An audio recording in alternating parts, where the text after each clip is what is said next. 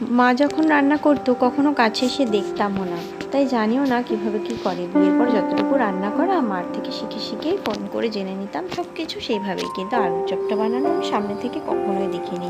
খুবই সহজ গো, খুবই সহজ। সেদ্ধ করা আলুগুলোকে কুড়িয়ে নিতে হবে, আর আলুগুলোর মধ্যে একটু আদা রসুন বাটা দিয়ে দেবো, আর একটু নুন। তারপর গোল্লা গোল্লা করে একটু চ্যাপটা করে নিতে হবে। আর বেসনের মধ্যে নুন, হলুদ, লঙ্কা গুঁড়ো, খাবার সোডা, কর্নফ্লাওয়ার আর চালের গুঁড়ো দিয়ে তারপর ওই গোল্লা গোল্লা করে রাখা আলুগুলোকে দিয়ে দিতে হবে। আর হ্যাঁ, বেসনটাকে ভালো করে একটু ফেটিয়েও নিতে হবে। আর তারপর তেলে ভেজে নিলেই ব্যাস হয়ে গেল আলুর চপ। সন্ধ্যেবেলা সিরিয়াল দেখতে দেখতে মায়ের সাথে খেতে বেশ ভালোই লাগলো। যদিও আমি বাইরের কোনো খাবার সেরকম খাই না, চপ তো একদমই না, কিন্তু মায়ের হাতের রান্না বলে কথা, এ তো অমৃত।